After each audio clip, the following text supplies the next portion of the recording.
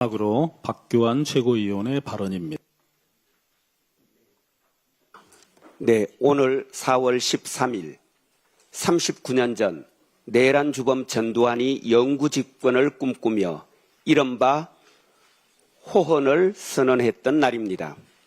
민주공화국을 지키려는 대한국민은 호헌철폐, 독재 타도의 함성으로 분연히 일어났고 마침내 현행 대한민국 헌법의 탄생으로 이어졌습니다. 그 헌법으로 우리는 영구 집권을 꾀하던 헌법의 적 윤석열을 물리칠 수 있었지만 윤석열의 불법 비상계엄 난동까지는 막지 못했습니다. 불법 계엄, 내란 따위의 말들이 다시는 우리 역사를 더럽히게 내버려 두어서는 안 된다는 다짐과 결단, 그래서 이제 개헌입니다.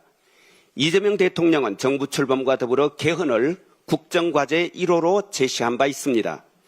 민주주의의 헌법적 가치를 더욱 공고히 하기 위하여 독재와 국가폭력에 맞선 부마 항쟁과 5.18 민주화운동의 정신을 헌법 전문에 명기하자는 것은 이미 국민적 합의가 이루어진 사항입니다.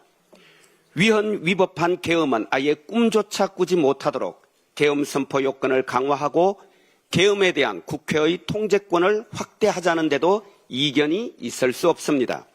지역 간 격차 해소와 균형 발전 원칙을 담자는 데도 다른 생각이 있을 리 없습니다.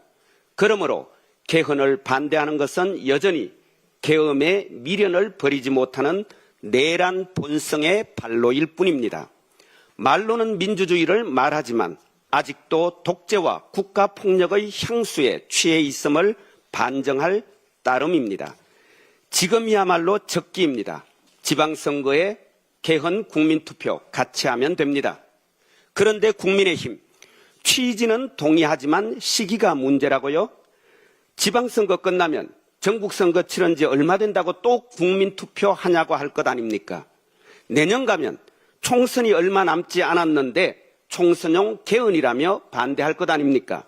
총선 끝나면 대선이 얼마 남지 않았으니 다음 정부에 맡기자고 할 것 아닙니까? 왜 이리 뻔히 보이는 거짓말로 반대하십니까? 이 모양이니 위헌 정당이라는 겁니다.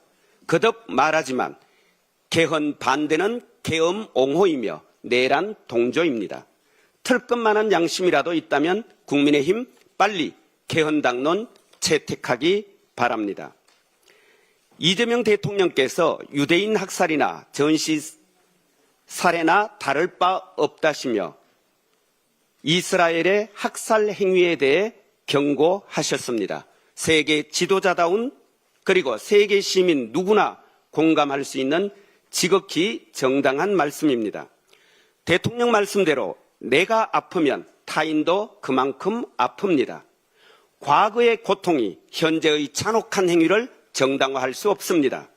이스라엘은 홀로코스트를 면죄부 삼아 팔레스타인 민간인을 학살하는 반인권적 전쟁 범죄 즉시 중단해야 합니다.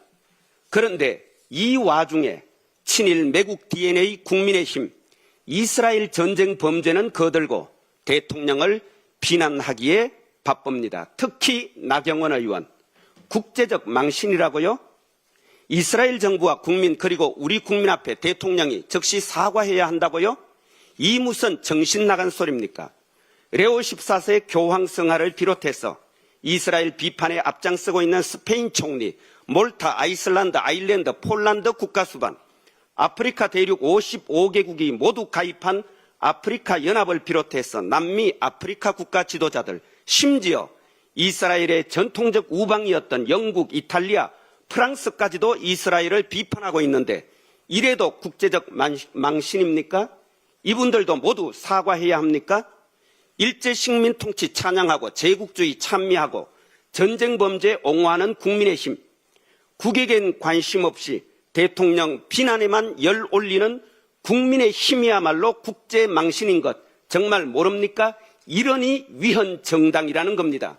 침략전쟁 부인하고 국제평화 유지 천명한 대한민국 헌법 정신 부정하고 모독하는 국민의힘, 해산만이 답입니다. 한 말씀만 더 드리겠습니다. 억울한 컷오프도 부적격자도 부정비리도 낙하산도 없는 사무공천, 정청래 당대표와 지도부의 사무공천 원칙에 따라 우리 당 후보들이 속속 결정되고 있습니다.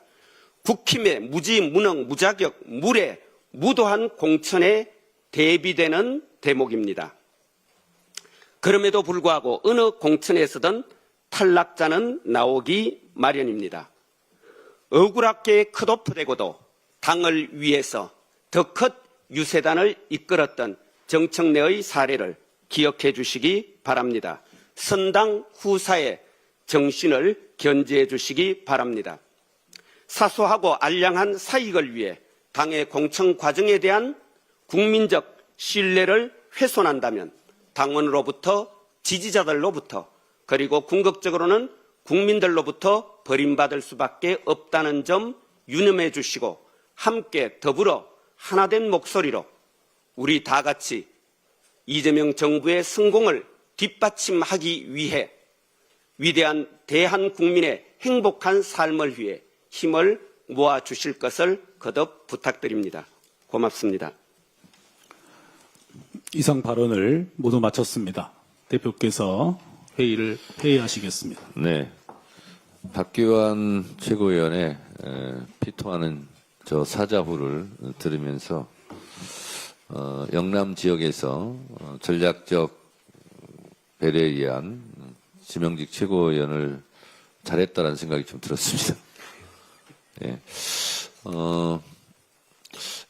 사실 제가 당대표에 취임한 이후 해외 출장이 한 번도 없었습니다. 근데 당대표가 되고 나서 여러 나라 외교 활동을 하고 싶었는데 정말 시간이 없었습니다. 장동혁 대표가 부럽습니다. 예. 특히 지금 선거 시기에 매우 일정이 촉박할 텐데 미국까지 출장을 가시니 저로서는 너무 부럽기만 합니다. 저는 무박 2일 일정도 다니고 1박 2일 일정도 다니는데 참 어떻게 저렇게 신통한 능력이 있을까 이런 생각이 듭니다.